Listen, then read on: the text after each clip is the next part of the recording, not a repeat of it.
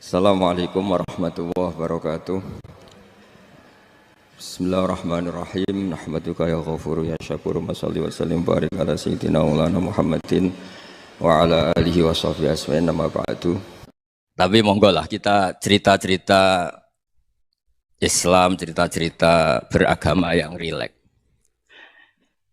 Kita semua tadi seperti yang dikatakan Kadensus pernah disewani Mas Sufyan Sauri, juga beliau pernah ngaji. Sebetulnya dalam banyak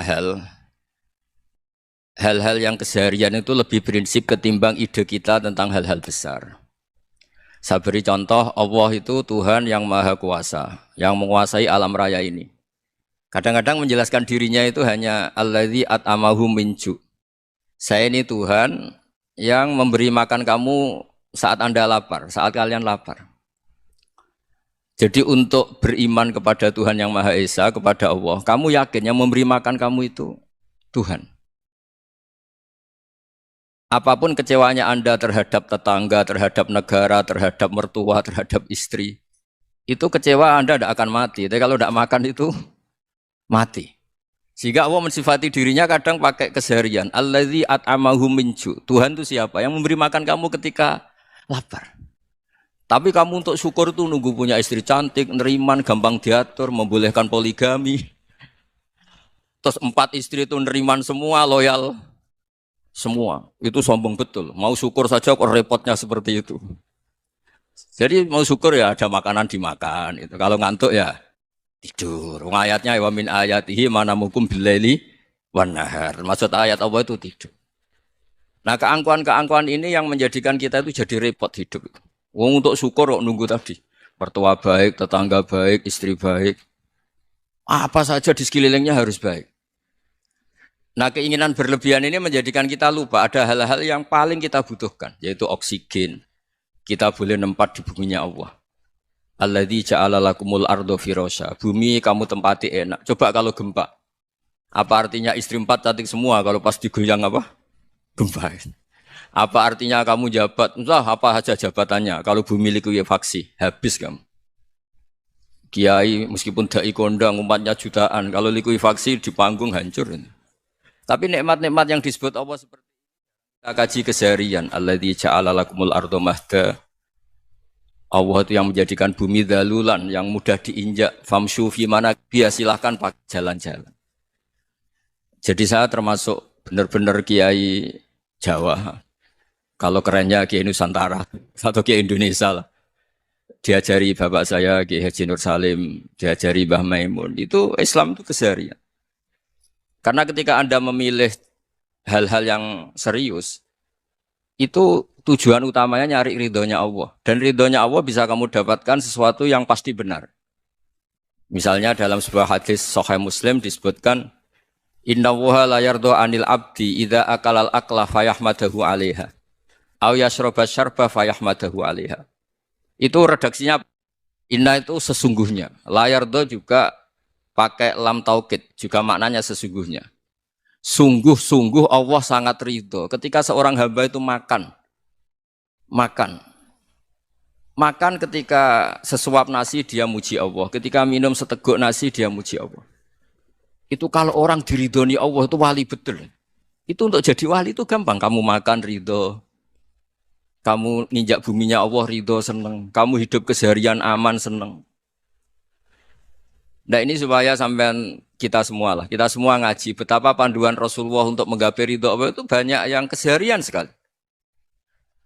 Saking kesehariannya banyak dalam hadis dan itu sahih.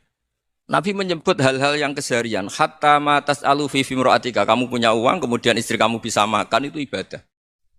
Bahkan sebagian ibadah itu dicontohkan Nabi yang akhirnya diprotes sahabat. Yaitu wafi buti ahadikum sodakoh. Kamu menggauli istri kamu itu ya sodakoh. Sampai sahabat bilang yang benar ya Rasulullah. Ayati ahaduna syahwatahu wa huwa lahu ajrun. Masa urusan biologis, urusan syahwat kemudian dia dapat pahala.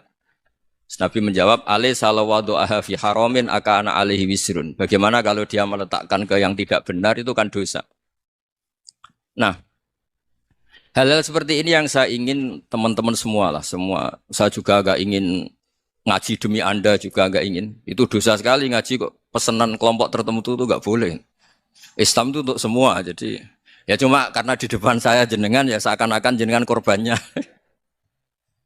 Itu ada ilmunya dalam usul fikih itu. Jadi orang itu harus ngaji usul fikih. Nama yang disebut, mungkin Mas Sufyan masih ingat zaman ngaji usul fikih. Nama yang disebut itu tidak jaminan sebagai prioritas perintah. Jadi misalnya gini, kebetulan yang di depan Nabi itu Abu Dzar. Nabi ya bilang, ya Abu Dzarin ini uhibbuka misalnya, atau ya Mu'ad ini uhibbuka, atau ya Abu Hurairah ini uhibbuka misalnya. Banyaklah riwayat yang Nabi nyebut ya Abu Dzarin, ya Mu'ad, ya Abu Hurairah. Kemudian misalnya Nabi meneruskan khitab, ini uhibbuka, saya mencintai kamu, fakul dubur sholatin, atau sebagian riwayat disebut fala tada'anna dubura kulli sholatin, Allahumma inni ala dzikrika wa syukrika wa husni ibadatik. Saya mencintai kamu, siapa saja. Mu'ad bisa, Abu Dzar bisa siapa? Saya mencintai kamu, mohon kalau habis sholat kamu jangan lupa wiridan Allahumma a'inni ala dzikrika wa syukrika wa husni ibadatik. Ya Allah, tolong kami permudah supaya mudah ingat engkau. Anda tidak bisa mentang-mentang, wong nama saya Parmin, nama saya Purnomo, itu yang diperintahkan Mu'ad misalnya. Jadi yang disebut satu, tapi khitab itu untuk siapa saja. Saya teruskan ya. Jadi saya mohon semua kita melakukan kebaikan itu kalau dalam kaidah fikih disebut al yakin la yuzalu bisyak. Banyak kebaikan yang kebenarannya itu 100%. Tidak punya efek samping ke pihak lain, ke kelompok lain, ke komunitas lain. Itu tadi misalnya Anda makan dan itu murah sekali, hanya butuh satu piring. Setiap kunyahan kamu muji Allah, setiap minum kamu muji Allah. Itu redaksinya Rasulullah SAW disebut Allah sangat ridho ketika seorang hamba makan, kemudian dia memuji Allah. Atau minum, kemudian dia muji Allah. Logikanya gampang, negara seperti ini yang kamu harapkan bentuknya kayak apa, mertua, ipar, komunitas, tetangga. Itu nyata terjadi, itu kan belum pasti. Sementara yang mesti terjadi adalah kamu butuh makan, kalau tidak mati. Butuh minum, kalau tidak mati. Butuh bumi yang nyaman ditempati, kalau tidak kita juga mati. Sebab itu Allah kalau menyebut nikmatnya itu hal-hal yang keseharian. Alladzi at'amahum min ju'. Allah itu siapa? Allah itu yang menciptakan kamu bisa makan. Tidak berlebihan, Allah itu yang menciptakan kondisi sosial itu ideal. Zaman Nabi itu ya ada orang munafik. Orang-orang pilihan Allah itu juga diuji orang sekelilingnya yang macam-macam. Semua diuji sesuai konteks zaman dan waktu. Nah, tapi ada ibadah-ibadah yang selalu disarankan Nabi. Sampai Nabi itu pernah ditanya, Ayul Islam ya khairun ya Rasulullah, Islam terbaik itu gimana? Jawaban Nabi itu unik. It'amut to'am. Islam terbaik itu ya makan-makan, santai-santai. Ketika Allah menyebut beberapa kebaikan, falak tahamal aqobah, wa ma adrokan apa? Mal aqobah. Terusannya apa? Fakku rokobah. Terusannya apa? Au it'amun fiyaumin di masubaya. Atau acara makan-makan itu juga Islam. Kenapa? Ya bayangkan kalau tidak ada makanan, kita mati kan? Kondisi sosial tidak ideal itu Anda masih gak apa-apa. Tapi kalau Anda tidak makan, Anda tidak minum, kamu punya istri cerewet masih bisa hidup, punya mertua cerewet masih bisa hidup. Tapi kalau tidak makan bisa mati. Berarti penting mana istri sama makan? Penting mana? Makan. Semoga istri Anda dengar, nanti kamu disuruh makan tapi pulang deh. Itu kalau dibahasakan makan masih memahami. Penting mana nasi satu piring dengan istri. Enggak ada nasi mati, enggak ada istri belum mati. Penting mana? Gak berani jawab kan? Nah, ternyata Anda ada garang kan di depan istri. Jadi saya mohonlah, mungkin Mas Sufyan Sauri tadi yang bisa bantulah. Teman-teman tuh ngaji yang keseharian saja. Karena kita nyari ridho Allah itu berdasar firman Allah. Dan firman Allah itu menyebut keseharian tuh riang, gampang. Yaitu tadi misalnya wa min ayatihi manamukum billaili wanar. Termasuk ayat-ayat Allah itu kamu tidur. Maka dulu itu ada guyonan, ada tokoh Mu'tazilah, kelompok dalam Islam yang berpikir manusia itu bisa menentukan ikhtiarnya sendiri. Karena saya bisa duduk, ingin berdiri, berdiri. Karena kelompok ini enggak terima kalau semua kehendak Allah, nanti bagaimana kalau semua kehendak Allah kok ada hisab ya, ada sanksi. Lucunya itu dia akhirnya ini cerita ya, mencintai seorang perempuan cantik sekali. Dan itu dia menjadi ahli sunnah itu oleh hal-hal yang sepele. Karena istrinya cantik, Ya namanya suami istri itu hubungan intim. Terus ditanya, Mas, masih ingin lagi? Masih. Silahkan diulang lagi. Wah ya tidak bisa. Katanya manusia bisa menentukan yang diinginkan. Itu tobat itu. Itu nggak bisa ditobatkan Mas Sufyan Ats-Tsauri. Orang cantik yang mudah nobatkan orang itu orang cantik. Segampang itu. Akhirnya kita tahu. Makanya kalau dalam kitab Hikam itu disebut al-akil mayakul madza yaf'alu wa hubi wal ghafil mayakul madza af'al. Orang yang punya akal karena sadar ini wilayah Allah, semua milik Tuhan. Itu dia tiap hari berpikir, besok Allah akan melakukan apa terhadap dunia ini. Kamu merencanakan sesuatu mau plesir, ternyata gempa. Mau wisata ke Rusia, ternyata perang. Kamu tidak pernah tahu apa yang akan terjadi besok. Wa ma tadri nafsum madza taksibu ghadan. Tapi anda semua kita ini sering punya jadwal permanen. Makanya saya kalau diundang siapa saja, isane takdir. Yang jelas Gus ini acara penting. Ya masih acara penting nak pangeran ngersakno apa piye? Kok ape dadi pangeran? Kamu kok mau jadi Tuhan?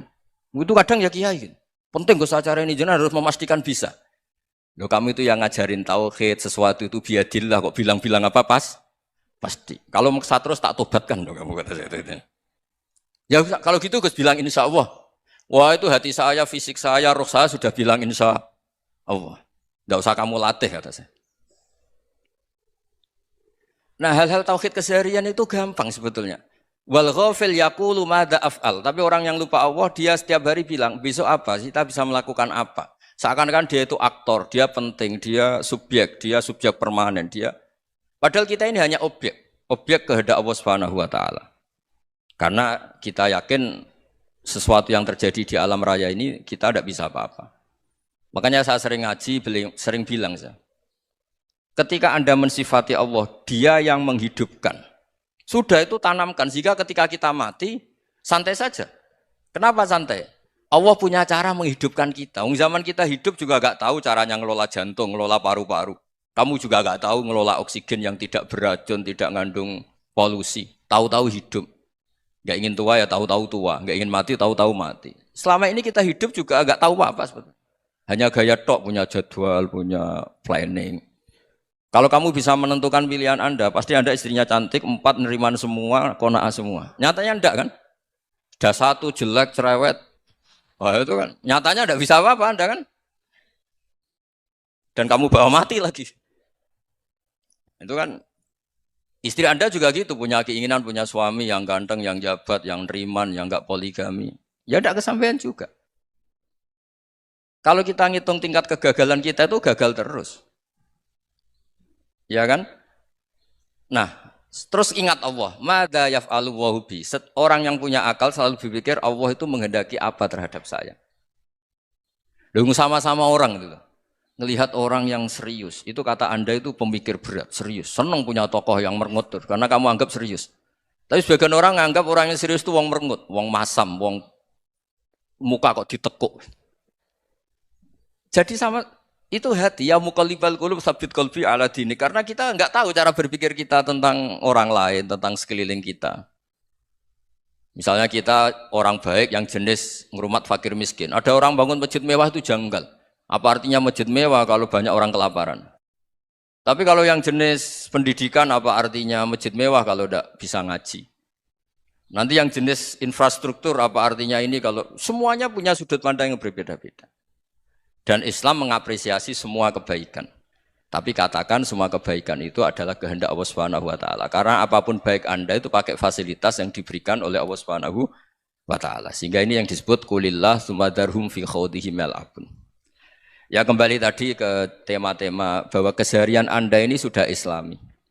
Saat Anda tidak bisa melakukan apa saja. Saya sering ada jenazah, biasanya kalau tetangga meninggal saya sering disuruh ngelepas. Saya bilang orang ini baik, karena sering ngelamun di rumah, sering nganggur di rumah. Ditanya sama anaknya, kenapa Gus nganggur baik? Ya kalau dia nganggur artinya juga enggak berbuat sesuatu yang maksiat kan? Ya kan, orang nganggur di rumahnya ya enggak bunuh orang, enggak maling, enggak korupsi, ya namanya nganggur di rumah. Lah cuma istri cara pandang nganggur enggak menghasilkan uang gitu. Tapi juga enggak menghasilkan kriminal kan? Jadi sebenarnya Islam itu makanya kalau sampai ngaji usul fikih itu ada kitab usul fikih namanya Lubul Usul, itu terkenal sekali di pesantren itu. Itu kalau ngapresiasi keseharian itu luar biasa. Izma min mubahin illa wa yatahaqqaqu bihi tarku haramimma. Karena keseharian yang mubah saat Anda lakukan itu ada kehebatan yang luar biasa, yaitu meninggalkan haram. Makanya dulu banyak orang-orang alim ketemu temannya itu guyon sampai semalaman. Itu biasanya yang semangat Islam itu kiai kok tidak tahajud, kiai kok tidak witir. Orang yang sedang mapan uangnya banyak, malam itu tidak kelayaban itu sudah luar biasa. Melawan nafsu supaya tidak maksiat itu sudah luar biasa. Supaya lupa guyon sama temannya semalaman sampai subuh. Gejolok-gejolokan ngenang zaman miskin, zaman kuliah nggak jelas, zaman apa. Melihatnya jangan tarkut tahajud. Seperti ini meninggalkan tahajud, tapi meninggalnya ini talkul muharramat.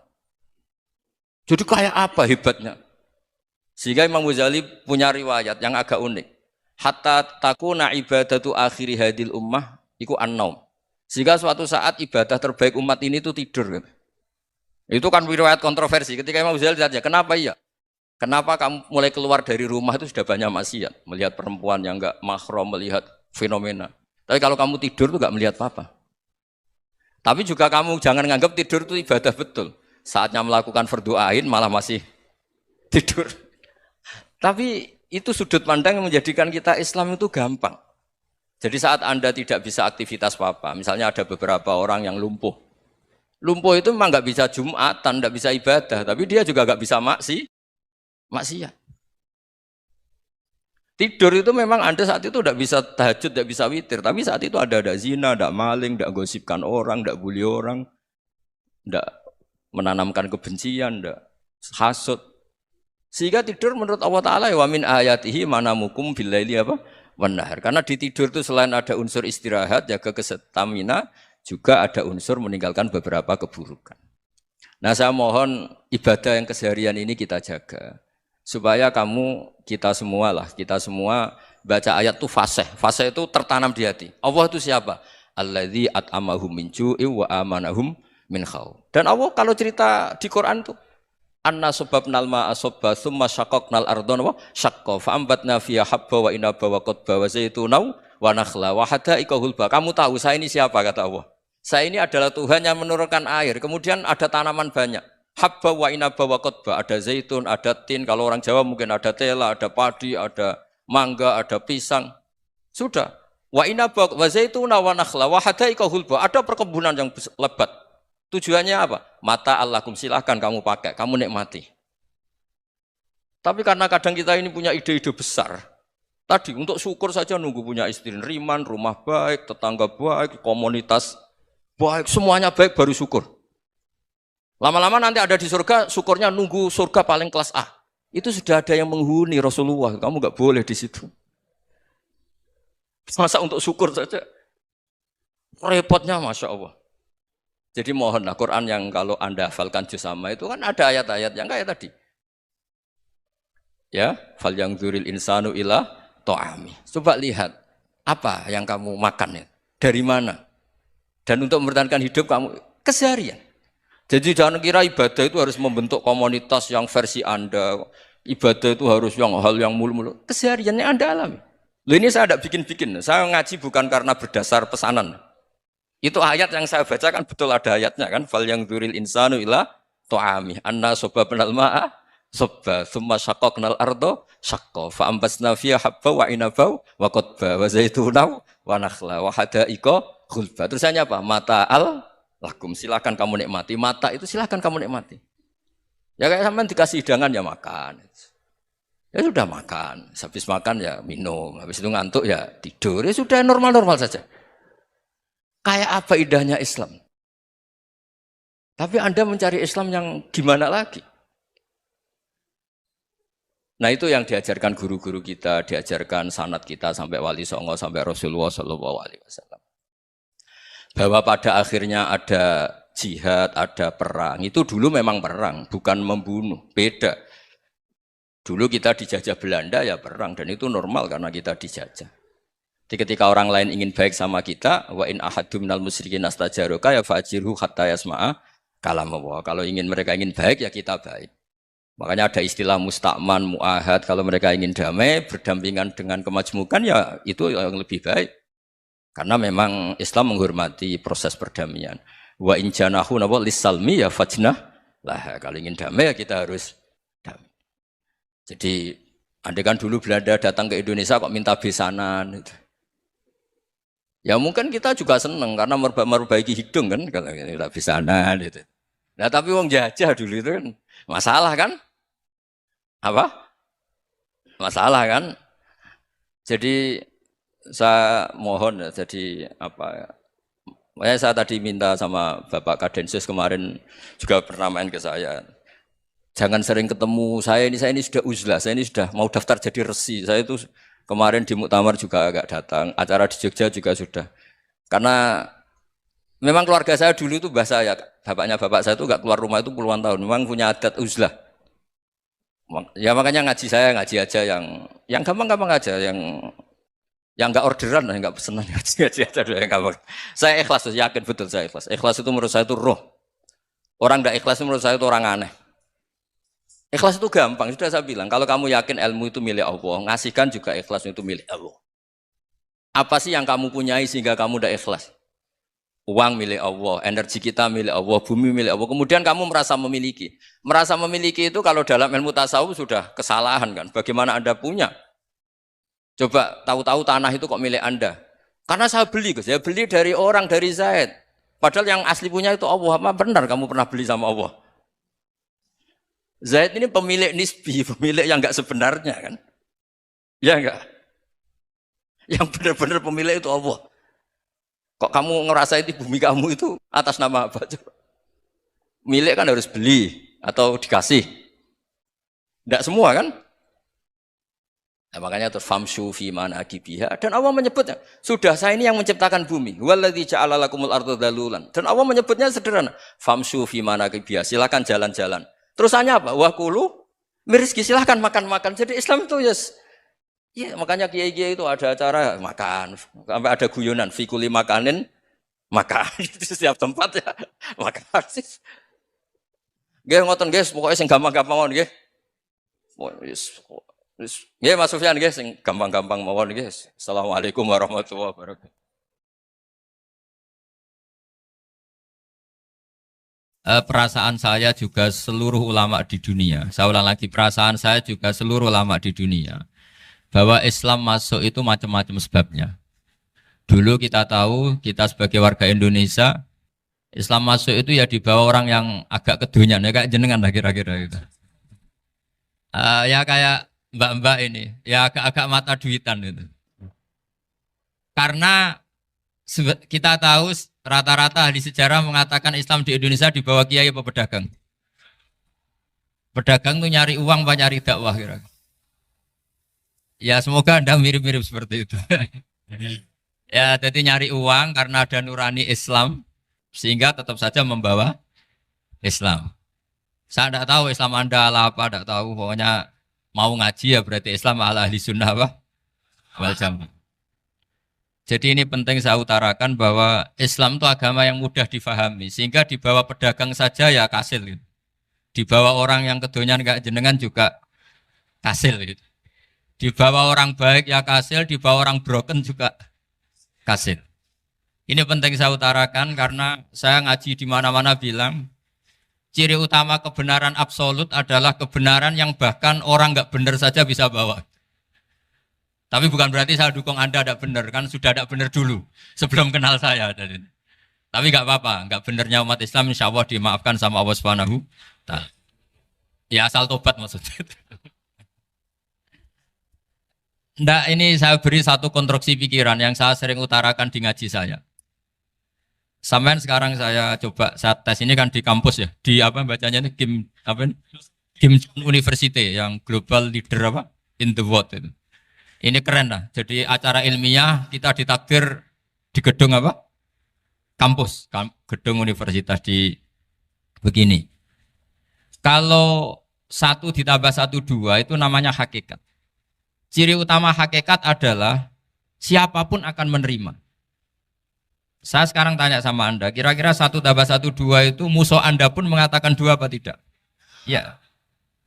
Pekerja Korea ya bilang 2, rektor Al-Azhar juga bilang 2. Kamu yang sekarang sedang mungkin sebagian broken sama istri juga bilang 2. Istri kamu yang mangkal sama kamu juga bilang dua. Yang cemburu ya bilang dua, yang dicemburuin juga bilang dua. Karena begitu mudah kebenaran absolut diterima oleh siapa saja. Begitu juga eksistensi Allah sebagai Tuhan. Itu mudah diterima oleh siapa saja. Sehingga pembawanya tidak perlu seorang kiai atau gus atau mubalek atau ketua muin, tidak. Cukup karyawan pekerja Korea. Karena kebenaran absolut itu kebenaran yang mutlak. Siapa saja yang waras pasti ngakui. Kira-kira orang yang berpikir sehat pasti berpikir begini, ini yang diajarkan Quran. Bumi ini kadung wujud, sudah wujud kadung wujud, punya eksistensi. Mungkin nggak sesuatu yang wujud kemudian disebabkan oleh sesuatu yang nihilisme, yang tidak ada. Mungkin enggak? Enggak mungkin. Yang namanya penyebab itu harus sesuatu yang wujud. Di mana-mana penyebab itu harus punya eksistensi. Karena langit dan bumi ini kadung wujud, pasti penyebabnya adalah wujud. Karena wujud penyebab harus bersifat super. Lah bersifat super ini oleh ulama dikatakan wajibil wujud. Itu akal siapa saja akan nerima. Cuma kemudian setelah nerima itu orang macam-macam cara berpikir. Mungkin orang Jawa dulu bilang itu Sahyang Widi. Kalau orang sini mungkin bilang apa itu? Dewa atau apa ya? Enggak tahu saya itu. Karena itu yang teman sampean, enggak teman saya itu. Tapi yang jelas begini, ini konstruksi ini harus kita jaga. Nanti saya bacakan teks hadisnya. Kebenaran sejati ciri utamanya adalah ada absolutisme, ada kebenaran mutlak. Ciri utama kebenaran mutlak adalah diakui bahkan oleh siapa saja, termasuk oleh orang fasik. Orang fasik itu orang enggak benar. Misalnya ada imam masjid besar Istiqlal, ditanya 1 tambah 1 bilang apa? 2. Nanti kira-kira yang lonte juga bilang apa? 2. KPK juga bilang koruptornya yang ditangkap 2. Nah, eksistensi Allah sebagai Tuhan ini kebenaran yang absolut. Maka agama ini juga boleh diterima oleh siapa saja, termasuk oleh orang fasik, orang nggak jelas. Ini penting saya utarakan karena sekarang marak kelompok yang mengatakan orang Islam kalau zina menjadi tidak muslim, orang Islam kalau korupsi menjadi tidak muslim. Salah sedikit tahlilan jadi kafir, percaya wasilah jadi itu tidak benar seperti itu. Karena kebenaran eksistensi itu kebenaran yang nggak bisa diganggu gugat. Seperti Anda ini kan warga Indonesia, KPK ya warga Indonesia, koruptornya juga warga. Apa setelah dia korupsi lalu tidak warga Indonesia? Tetap warga. Orang yang meyakini kalimat tauhid setelah dia salah apa terus tidak tauhid? Kan tetap ya. Maka dia tetap Islam. Ini penting saya utarakan. Kalau seorang warga Indonesia yang koruptor, yang macam-macam saja tetap warga Indonesia, padahal banyak kesalahan. Karena status warga Indonesia adalah status yang permanen. Begitu juga status Muslim adalah permanen bagi siapa saja yang melafadzkan La ilaha illallah Muhammadur Rasulullah. Kita tidak bisa mengkafir-kafir mereka. Itu juga yang sering dipesankan dan jadi ciri khas ulama ahli sunnah wal jamaah, tidak mengkafirkan orang Islam meskipun melakukan dosa besar. Soal dia salah nanti masuk neraka ya silakan saja, saya ada ikut, paham ya? Sampai bisa mencoba. Tapi tetap saja dia muslim. Analoginya tadi. Analoginya gampang sekali tadi. Orang Indonesia yang salah itu tidak akan merubah statusnya sebagai warga Indonesia. Karena ya memang dia berstatus warga Indonesia. Orang Islam yang sudah melafadzkan syahadat maka menjadi muslim. Saya di mana-mana berkampanye, berfatwa. Orang kafir yang 70 tahun kafir, sekali melafadzkan kalimat tauhid, itu menjadi muslim apa tetap kafir? Muslim. Masa kita yang Islam terus, yang kalimat tahlil la ilaha illallah, kemudian menjadi kafir karena kalimat itu? Itu faham aneh apa aneh? Wong yang kafir saja menjadi muslim karena kalimat tauhid, yang Islam menjadi kafir juga karena kalimat.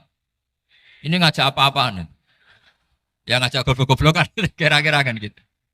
Ini penting saya utarakan karena ini penting. Nah, setelah kamu yakin tauhid, ciri utama tauhid itu apa? Menstatuskan sesuatu sebagaimana hakikatnya. Misalnya bumi Korea, ini statusnya tetap buminya Allah. Maka dari awal saya husnudzon sekali sama Allah Subhanahu wa taala bahwa suatu saat di bumi mana saja itu ada tahlil. Enggak ngira kan ada ateis di sini, bumi ateis kemudian ada tahlil, ada sakduna, ada macam-macam. Karena kita ketika sholat, makanya saya tadi janji akan memaknai kalimat-kalimat yang sering Anda baca ketika sholat. Di sholat saat ada itidal ngendikan apa? Rabbana lakal hamdu, ayo dibaca, mil'us samawati wa mil'ul ardi wa mil'u ma syi'ta min syai'im ba'du. Sama nani secara tradisi pesantren, Rabbana do pangeran kita, laka iku kaduwe panjenengan alhamdulillah segala puji. Engkau punya segala puji. Mil'us samawati, yang pujian itu memenuhi langit. Tentu langit itu penuh dengan pujian. Semua malaikat bertasbih, bertahmid. Karena malaikat tidak ada yang kerja di pabrik, itu tasbih terus gitu. Nggak ada yang nyari uang, nggak ada yang cari won ya. Apa won ya kalau bahasa? Kalau di sini nggak kiainya aja nyari uang. Terusannya apa? Wamilul ardi, dan pujian itu memenuhi bumi. Korea termasuk bumi Allah apa enggak? Jadi saya sudah menduga suatu saat Korea itu ya penuh dengan pujian. Dan ini betul. Siapa yang ngira kalau di bumi Korea ada yang hafal lagu Sakduna itu? Itu lagu kesayangan guru kita semua, Kiai Haji Maimun Zubair. Gak ada yang ngira. Siapa yang ngira kalau di sini ada ngaji seperti ini? Di Rusia juga sama. Uni Soviet itu negara ateis. Tapi lama-lama pecah karena glasnost itu dan perestorika itu. Kemudian menjadi pecahan-pecahan negara muslim. Ada Uzbekistan, Tajikistan, Ceknya, semuanya menjadi negara apa? Muslim. Karena dari awal lakal hamdu mil'us samawati wa mil'ul ardi. Dan pujian itu pasti memenuhi langit, juga memenuhi bumi. Kalau Anda baca itu di Indonesia, mungkin wajar. Di Indonesia banyak acara-acara seperti ini. Tapi kalau di Korea, ternyata benar. Dan Anda ini kalian semua termasuk pembuktian benarnya wa mil'ul ardi. Keren kan teman? Oh keren sekali, bukan sekedar keren, keren sekali. Makanya saya jarang diundang pengajian mau, tapi diundang di Korea mau. Tapi saya ada niat datang undangan, memang saya ingin datang. Jadi, ya karena itu. Ini bentuk penghormatan saya. Bentuk penghormatan saya bahwa pada akhirnya benar-benar lakal hamdu mil'us samawati wa mil'ul ardi. Jadi Anda tidak perlu pesimis, dulu Indonesia juga seperti itu. Banyak Buddha, Hindu, semacam ateisme. Kemudian berkatnya para ulama sekarang jadi negara yang mayoritas Muslim. Korea, barokahnya orang-orang kedonyan seperti ini banyak Islam itu. Enggak apa-apa. Karena sebagian agama Islam, sebagian sejarah ditulis di bawah pedagang-pedagang Gujarat. Kira-kira orang Gujarat ke Indonesia dulu yang namanya pedagang cari apa? Uang. Tapi namanya orang Islam, hatinya tetap adanya tauhid. Nyari uang ya tetap sambil dakwah. Kalau yang ke Korea langsung kiai mungkin tidak seramai ini Islam. Karena kalau kiai datang langsung dicurigai jadi misionaris. Jadi ribet malah. Tapi kalau sampean nggak ada yang curiga. Namanya pekerja, pekerja saja nyari uang. Dan itu memang fakta. Cuma kadang ya sadar terus ya bagus lah seperti itu. Nggak apa-apa. Maksud saya ini saya memberi support, memberi tasjek bahwa Allah itu luar biasa. Jadi kalau ingin menyebarkan agamanya macam-macam. Kadang kiai tidak bisa mengislamkan orang, itu anak-anak mahasiswa pacaran, itu banyak yang pacarnya itu masuk Islam. Tapi sampean jangan bilang pacaran halal, ya tidak pernah halal. Tapi Allah kalau menghendaki memberi hidayah itu jalannya macam-macam. Ada yang lewat kerja, coba yang bayangkan ada tahlilan di Korea itu semua kiai tidak pernah bayangkan. Tapi setelah banyak pekerja di sini, kemudian mereka insaf atau sedang insaf, tidak tahu ini. Sampai kapan insafnya juga tidak tahu. Tapi yang jelas ini hebat. Ini apa? Hebat. Tahu-tahu ya seperti ini. Makanya iman saja Rabbana lakal hamdu mil'us samawati wa mil'ul ardi. Masih ditambahi wa mil'u ma syi'ta min syai'im ba'du. Karena Allah itu zat yang tidak terperikan, zat yang tidak terbatasi. Maka pujian di langit dan bumi ini masih kurang. Masih ada apa saja yang nanti akan dipenuhi oleh pujian kepada Allah Subhanahu wa ta'ala. Wa mil'u ma syi'ta min syai'im ba'du. Dan pujian kepada Engkau ya Allah akan memenuhi semua ruangan yang Engkau kehendaki. Mungkin suatu saat negara-negara yang sekarang yang paling minim Islam itu di Amerika Selatan. Kayak di Argentina dan sebagainya. Itu nanti suatu saat Nanti suatu saat juga penuh dengan pujian karena tetap Rabbana lakal hamdu mil'us samawati wa mil'ul ardi wa mil'u ma syi'ta min syai'in ba'd.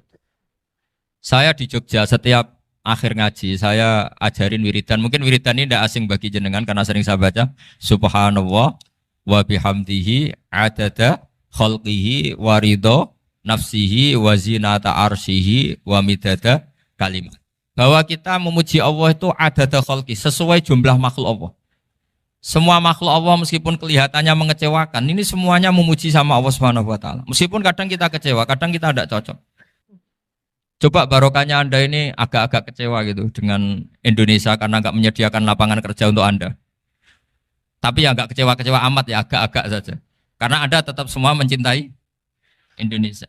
Gara-gara agak-agak kecewa cari negara lain. Akhirnya di Korea, ada yang di Jerman, ada di Inggris. Tapi bawaan pernah ngaji di musola, Islam ini ke bawah. Sehingga karena Islam ini ke bawah, tahu-tahu ada komunitas yang memikirkan Islam. Umumnya orang mikir Islam itu ya bikin masjid. Kalau di Korea unik, nyewa apa? Nyewa gedung untuk masjid. Itu kalau diceritakan di Indonesia aneh. Ini masjid sewaan. Masjid. Tapi kalau di sini lazim, karena kalau beli mahal ya cukup sewa. Saya tidak tahu kalau dalam terminologi agama tempat Anda sujud ini nanti jadi saksi di akhirat. Itu yang permanen apa yang sewaan tidak tahu. Jadi nanti bumi ini tanya, ya saya ya Allah pernah dipakai sujud, tapi setelah 1 tahun nggak kuat menambah lagi. Makanya saya dukung tadi yang ada gerakan masjid apa. Sebenarnya permanen nggak permanen itu tetap bagus, ada usah memaksakan. Yang jelas saya sudah ikut nyumbang lelang tadi, dan saya berharap uang itu benar-benar untuk masjid. Kalau untuk takmirnya juga gak apa-apa, yang penting untuk menghidupi masjid.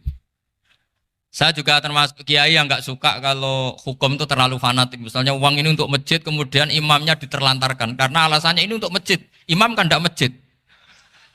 Nah ini kalau imamnya gak diservis, kemudian mutung terus pulang ke Indonesia. Ini jadi masalah. Tapi saya juga gak suka kalau ada negara gitu. Betul-betul saya gak suka. Yang imamnya itu terlalu diservis. Ini buruk sekali kan. Pernah ada anekdot, ini anekdot tapi nyata. Ada negara yang sangat sehat, Islamnya sangat sehat. Itu imamnya 1 bulan tuh digaji 70 juta. Kira-kira 70 juta dibagi 1 hari berapa? 5 sholat ya? 5 kali 30 berapa? Kira-kira saja. 150. Berarti per sholat dapat berapa ya? Kira-kira. Kan biasa potong gaji kalau berapa kira-kira? Singkat cerita, si kiai dari luar negeri tadi cerita apa Indonesia? Kiainya miskin-miskin, datang ke masjid kan kadang pakai ontel, adzan sendiri, qomat sendiri, sholat sendiri kadang. Itu nasib orang-orang Sragen dan Salatiga sebagian. Itu yang lapor karena mereka itu. Kalau Rembang insya Allah enggak. Tapi ada semuanya Salatiga, sebagian begitu. Itu yang cerita kiainya, bukan ini bukan hoax. Memang kiainya cerita. Nasib kiai di Salatiga Gus katanya. Itu digojlok. Tapi tetap sholat. Sehingga cerita orang tadi cerita, imamnya di sana naiknya Mercy, muadzinnya pakai BMW. Itu tetangga sebelah Indonesia banyak yang fasilitas imam seperti itu. Karena gajinya sampai 70 juta. Setelah dia cerita bangga karena negaranya mengapresiasi imam sholat, sama kiai Indonesia dia omongin gini, makanya kamu sholat terus, takut potong gaji ya. Gitu. Itu kagetnya bukan main dia. Dikira itu satu sifat kelebihan negaranya, ternyata buruk sekali karena imam sholat karena takut potongan gaji. Akhirnya kiai Indonesia bangga, alhamdulillah kita sholat tanpa gaji. Dan tetap sholat. Keren mana yang digaji sama Anda?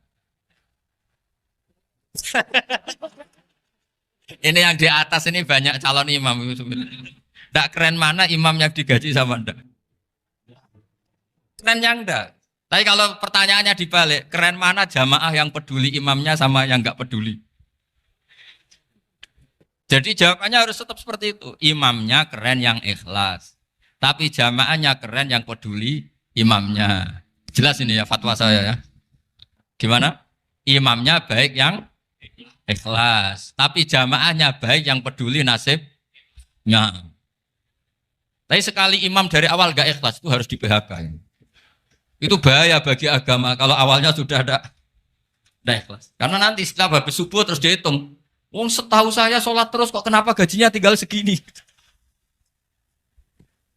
Ya, setahu saya sholat terus kok gajinya tinggal segini. Terus nanti takmirnya bilang, kemarin duhur Pak Yai tidak ngimamin. Kemarin asar tidak ngimamin. Terus dihitung. Bisa enggak agama akan berjalan seperti itu? Enggak. Ya makanya pertanyaannya tadi, suka atau punya imam ikhlas? Suka. Tapi imamnya juga suka kalau jamaahnya peduli. Ini penting. Jadi saya mensupport Anda, mensupport kalian semua bahwa agama ini akan diurus oleh Allah Subhanahu wa taala. Makanya Sayyidina Umar radhiyallahu anhu kalau disuruh mikir agama itu tidak mau. Tidak mau betul. Ketika Umar jadi khalifah itu puncak keemasan masa Islam. Semuanya stabil, semuanya hebat. Sampai Irak, Iran zaman itu Persia masih. Semuanya Mesir, itu semuanya ikut Islam. Ketika Islam pada puncaknya, yang dikhawatirkan oleh masyarakat adalah begini. Lalu setelah Umar itu bagaimana? Islam setelah dipimpin orang yang tangguh, yang kuat, yang waroi, yang zuhud. Lalu setelah Umar itu gimana? Tapi Umar disuruh mikir gak mau. Sampai setiap Abdullah bin Umar jalan-jalan di kampung-kampung itu abahnya dianggap pecundang. Tahu sampean pecundang? Orang yang gak tanggung jawab. Karena orang-orang bilang gini, ya Abdullah bin Umar, bagaimana pendapat Anda kalau ada penggembala kambing di tengah hutan atau di tengah padang rumput, kemudian dia ninggal gelanggang kambingnya. Kamu anggap penggembala ini gimana? Oh itu penggembala yang dolim itu. Pasti kalau kambing ditinggal ya kacau. Apalagi ini umatur Rasulullah Shallallahu Alaihi Wasallam. Ini abah kamu tidak pernah wasiat, tidak pernah ngatur suksesi. Lalu Islam setelah dia bagaimana? Suruh dia ngomong penggantinya siapa? Karena beliau sudah sepuh harus ada suksesi. Akhirnya Abdullah bin Umar lapor ke Umar. Ini gimana abah orang mengkomplain begini. Apa kata Umar? Agama itu beda dengan kambing katanya. Agama itu milik Allah Subhanahu. Mbok saya pikir, tidak saya pikir tetap jalan. Nah ini terbukti. Jangan ulama ya ndak, mufti ya ndak, tapi bisa menjalankan agama. Kalau agama sampean pikir malah rusak. Sudah pokoknya lakukan saja, tidak usah dipikir. Akhirnya betul. Karena agama ini milik Allah. Soal kita serius memikirkannya itu karena khidmah. Karena kita ingin berbakti pada agama. Tapi Anda tidak boleh berpikir kalau agama ini butuh pemikiran Anda. Beda loh ya. Kita khidmah agama serius karena kita ingin mengkhidmai agama. Tapi agama ini tidak pernah butuh kita. Karena agama ini akan diurus oleh Allah Subhanahu. Coba pas sampean kecil, orang jilbaban di Indonesia itu banyak apa banyak sekarang? Banyak sekarang. Kiainya mutu orang dulu apa mutu orang sekarang? Tapi perkembangan Islam itu ramai sekarang apa ramai dulu? Ramai sekarang.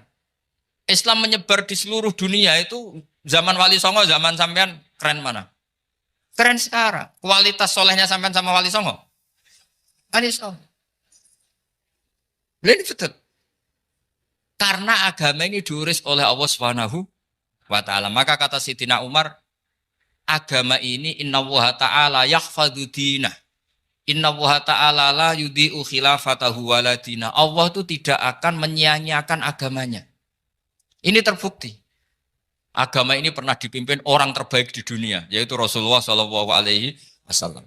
Ketika beliau intakola ila rofiqil ala, ketika beliau pindah ke alam sana, diteruskan oleh sahabat yang tentu jauh di bawah Rasulullah. Diteruskan tabiin, diteruskan para wali songo, diteruskan sayang sampean yang jauh di bawah wali songo. Sejauh-jauhnya. Tapi agama jalan sampai Korea. Agama jalan sampai apa? Dulu Wali Songo itu hanya sampai Mojokerto, sampai Tulungagung. Di bawah sampean, Kelayaban sampai mana ini? Korea. Coba kalau Allah tidak ngurus, nggak bisa. Yang gerakkan hatinya sampean peduli sama masjid siapa? Allah Subhanahu wa taala. Yang menggerakkan hati sampean peduli sama agama siapa? Tapi yang menggerakkan sampean ke Korea apa? Uang kan?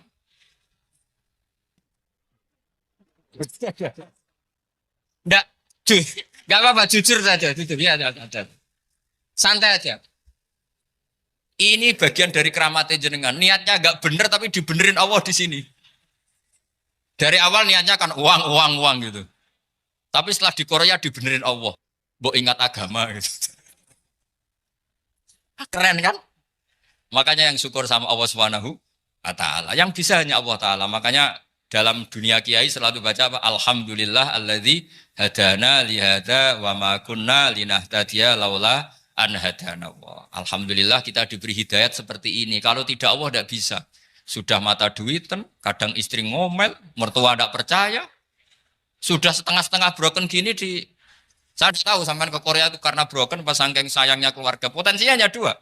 Dibela-belain kerja demi keluarga atau agak broken maka ke sini. Tapi apapun potensi itu tetap baik. Itu takdir sudah, itu takdir tidak usah dibicarakan. Semua itu apa?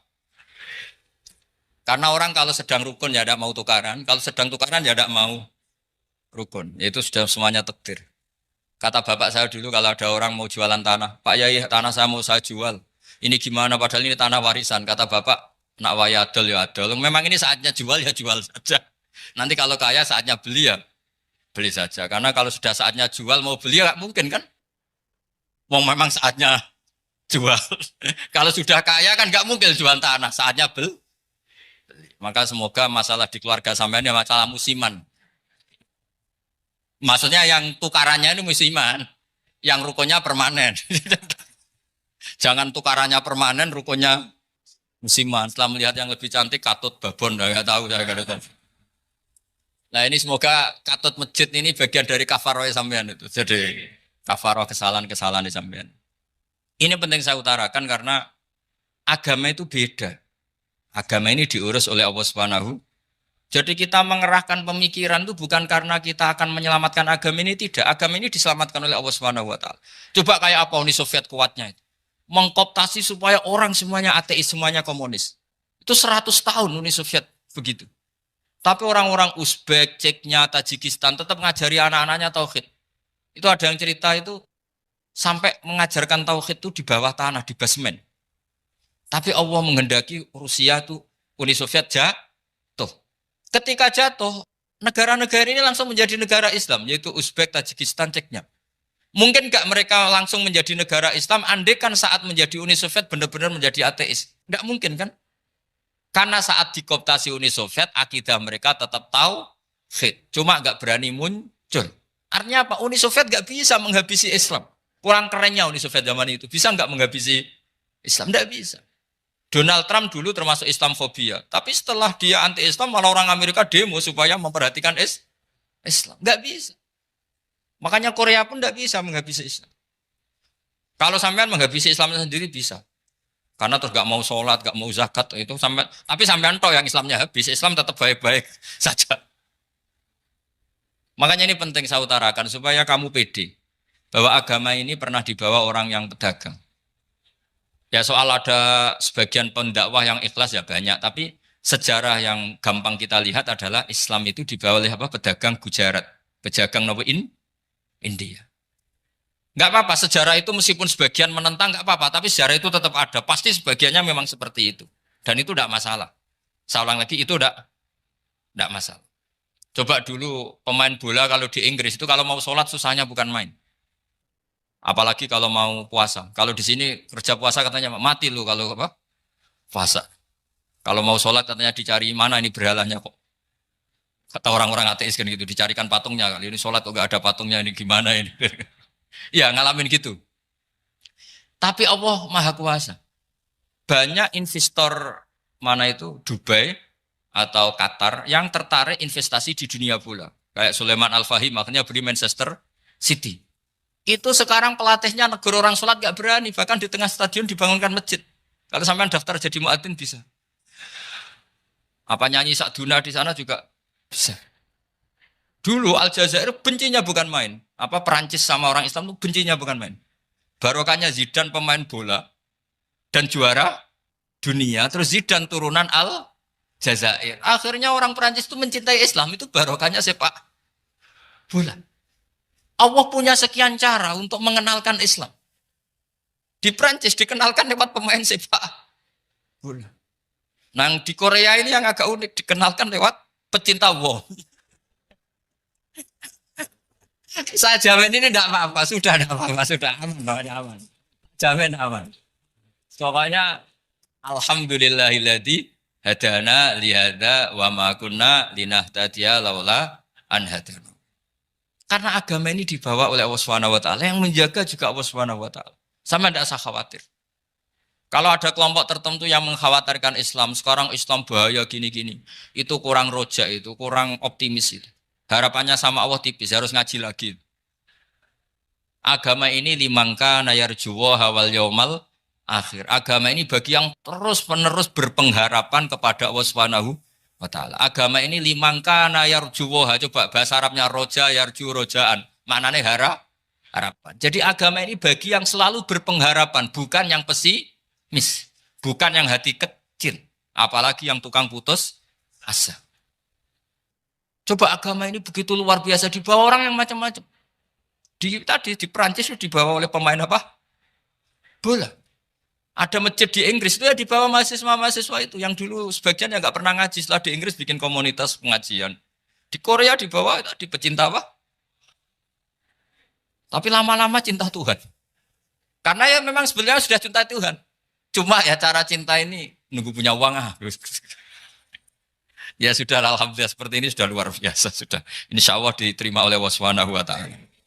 Saya selalu berharap semoga ini tetap satu bukti bahwa Allah itu harus kita sembah di mana-mana.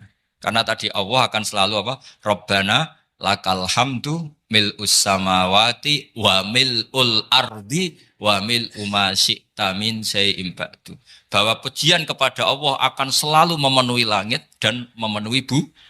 Bumi Korea termasuk buminya Allah. Makanya pegangan yang saya minta sama pengurus untuk di-share adalah Dawai Rasulullah Shallallahu Alaihi Wasallam. Mungkin nanti panitia harus mengeser itu. Ini Musnad Ahmad, riwayat dari Imam Ahmad. Al-Bilad bila dua. Sudah punya? Nanti di-share ya yang gitu. Al-Biladu bila dua. Bahwa negara hakikatnya adalah negara Allah. Wal ibad ibadullah. Semua hamba hakikatnya adalah hamba. Di hadis itu fahaitsuma asabta khairan fa'akim. Kapan saja kamu menemukan kebaikan di tempat Anda berdomisili, fa'akim, kamu enggak apa-apa di sini. Kamu di sini dapat uang, dapat masjid, dapat sewa masjid. Enggak tahu sewa apa permanen, pokoknya itu bagus gitu aja. Buminya dirayu. Bumi meskipun ini enggak permanen, tapi tetap jadi saksi loh ya. Harus ada kompromi ini. Karena kalau dengar orang Indonesia jadi aneh, masjid kok nyewoi. Tapi aneh di Indonesia, ada aneh di sini. Sampean tenang saja. Tentu malaikat pencatat di sini juga sudah tahu kalau sebagian masjid itu sewaan. Jadi ya ada iskal-iskal amat lah sudah. Enggak janggal-janggal amat karena kondisional Jadi saya nanti minta panitia supaya mengeser tadi hadis riwayat siapa? Imam Ahmad bin Hambal yang diriwayatkan oleh salah satu minal asroh al-mubasyarina bil jannah yaitu Zubair bin Awam. Nabi ngendikan al-biladu biladullah, negara mana saja adalah negara Allah. Wal ibad ibadullah, semua hamba adalah hambanya Allah. Fahaitsuma asabta khairan, di mana saja kamu mendapatkan kebaikan, fa'akim, kamu tidak apa-apa berdomisili di situ. Ya saya mohon ini penting sekali, pokoknya saya mohon kalimat tauhid ini dijaga. Karena kalimat tauhid ini kata semua ulama, kasajaratin thayyibatin asluha tsabitu wa far'uha fis-sama. Dan kalimat tauhid ini pasti tu'ti ukulaha kullahinim bi'izni rabbiha. Kalimat tauhid yang dibawa umat Islam seluruh dunia.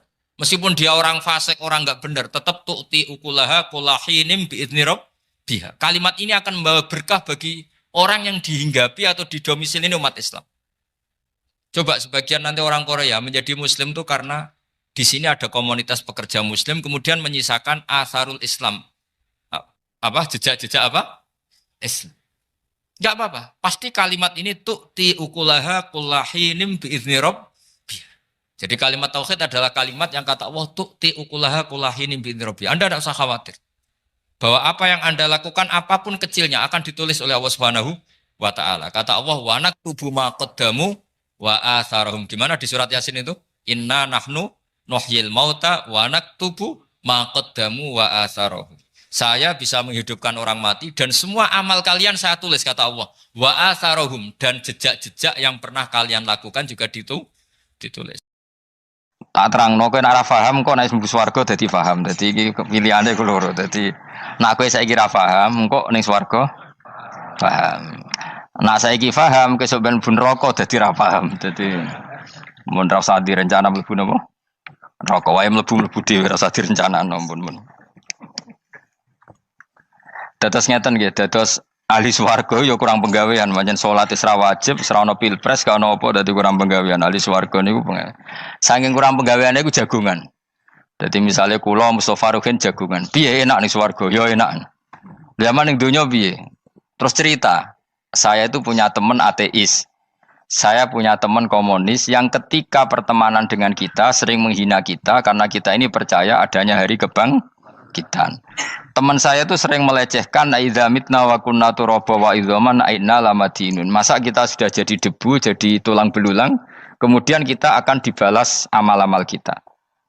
Jadi singkat cerita, ini nunjukno nak wong soleh oleh kancanan wong dolim. Ya ini catatan ya, bahwa orang soleh itu zaman ning dunya oleh kancanan wong napa? Dolim. Buktinya yang soleh ini masuk surga. Kemudian kenangannya punya teman ateis. Zaman di dunia punya teman apa? Ateis. Entah temannya itu teman kerja atau teman kantor. Tentu tidak teman dalam akidah. Mungkin akidahnya tetap kita Islam, mereka ateis. Tapi teman, entah faktor kantor, entah faktor profesi, entah faktor kerabat. Tapi yang jelas si orang penduduk surga ini punya kenangan, kami dulu punya teman ateis. Ini kanali korin. Yang teman saya yang anti Tuhan itu mengatakan, melecehkan saya, aidza mitna wa kunna turaba wa idzaman aina lamadinun. Masa kita sudah jadi debu, jadi balung, tulang belulang, kemudian kita dihisab. Atau kita nanti ada hari balasan. Nah terus ketika jagungan ini, tadi saya bilang ahli swarga kurang penggawean. Lah piye delok piye? Jare kanca-kancane, "Moh aku ora melok di kanca." Jadi fayakuluna lah. Jadi ketika Ruhin muni ape delok jare Mustofa, jare Kifat, "Moh aku gak kancaku, delok dhewe." Jare. Lah si Ruhin kan wong kurang penggawean, mulai ning donya sampe ning swarga. Terus delok. Terus fattala'a fara'ahu fi sawail jahim. Bareng dekne delok roh kancane kejet-kejet ning neraka. Seneng dekne. Jadi wong nak hasud tu nanti ning swarga aja hasud. Seneng terus muni ngene, tawahi ing kita laturdin. Dulu kamu hampir saja menyesatkan saya. Artinya zaman dia ateis sempat ngerayu supaya Ruhin dadi napa? Ateis. Gue Islam ya tetep kere, melok ateis ae. Wes kere, zina rawani, maling rawani gak enak. Soalnya sering dirayu-rayu gitu. Makanya bilang apa? Tawahi ing kita laturdin, kamu zaman di dunia hampir saja menyesatkan saya. Walau la ni'matu rabbi lakuntu minal muhdharin. Kalau saja saya tidak diberi nikmat Allah, aku kelakuanku ya koyo kowe, akhirnya masuk neraka koyo kowe.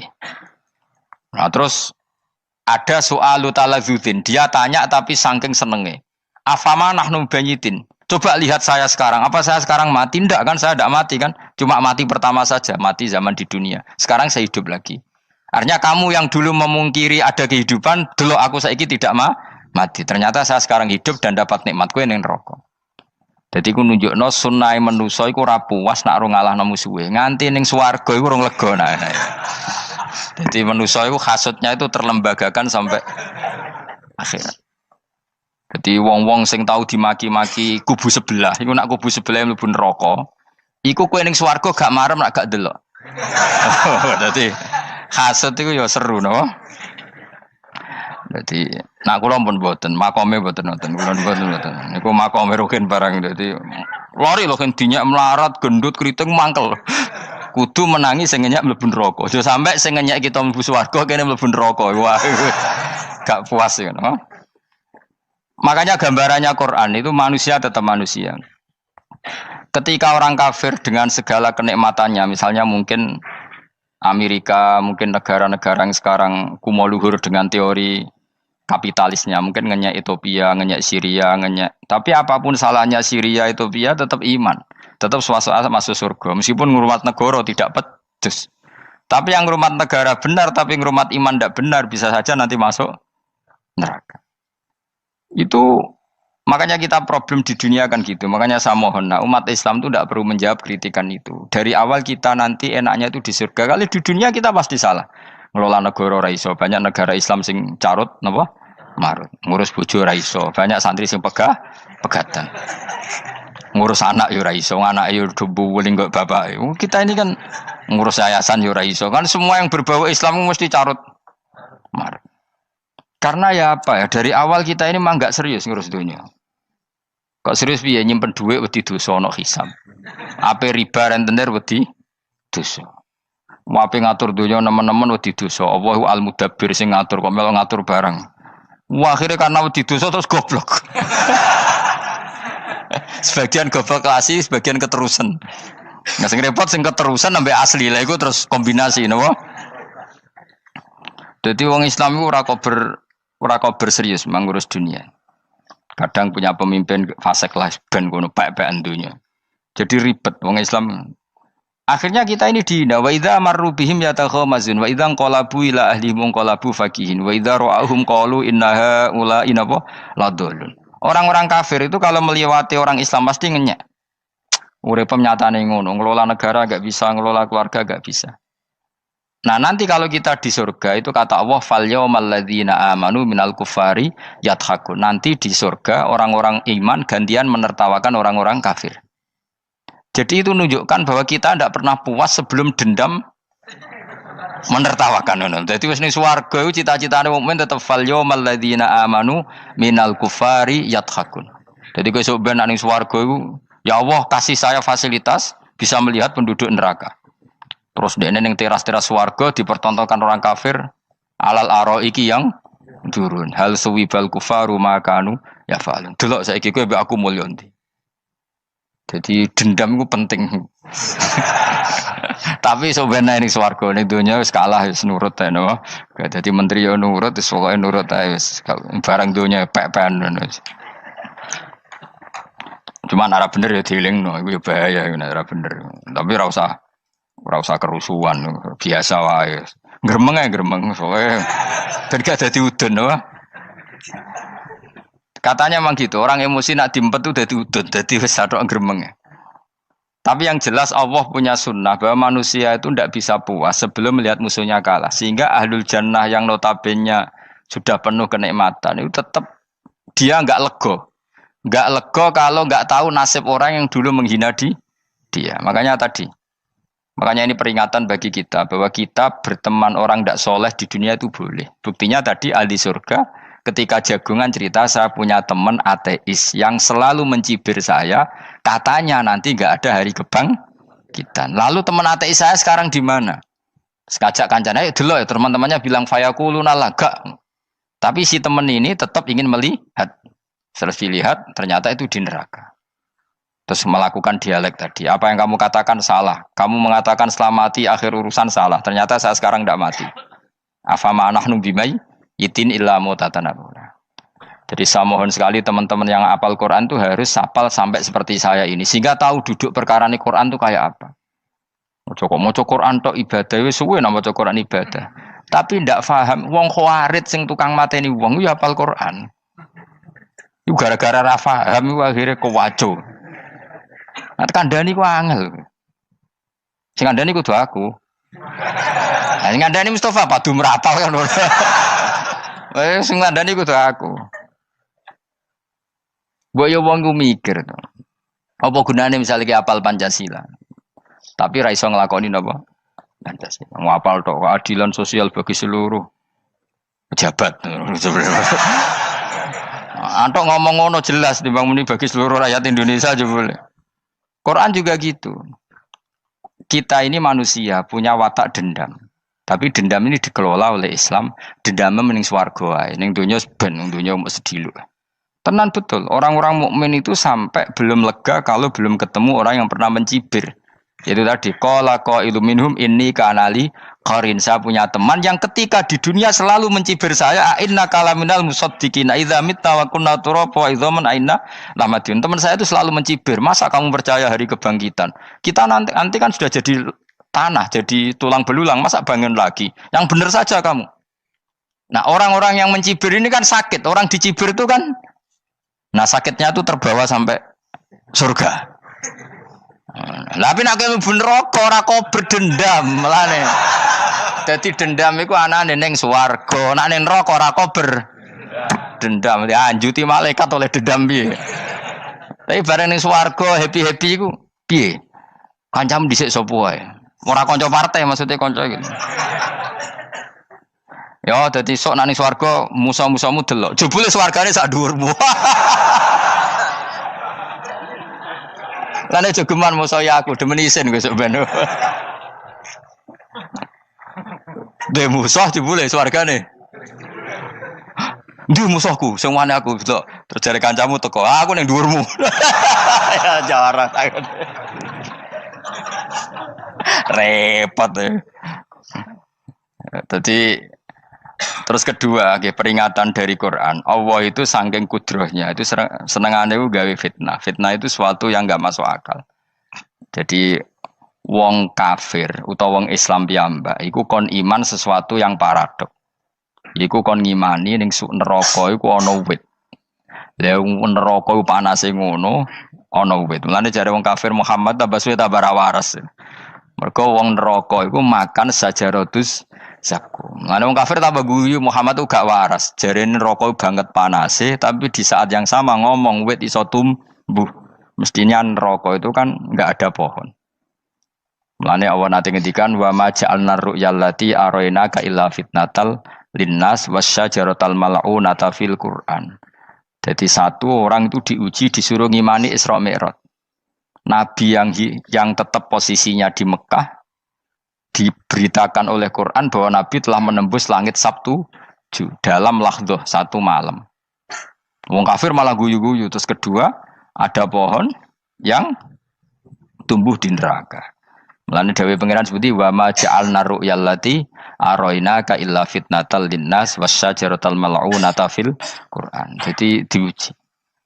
Yes ngono dunya kaya wong Islam sakniki niku. Yang mengklaim negara Islam tata kelolanya carut marut. Yang negara non Islam kadang tata kelolanya rapi. Sehingga seakan-akan kita ini salah. Ngurus dunia wae ra iso, mung ngurus akhirat. Tapi saya berharap sing dicibir iki sok ben mlebu swarga. Dadi iso dendam. Tapi nek mlebu neraka iku ora kober dendam. Mulane kula mboten gadah rencana mlebu neraka mboten gadah. Kula niku nggih pendendam dadi mangkalku ben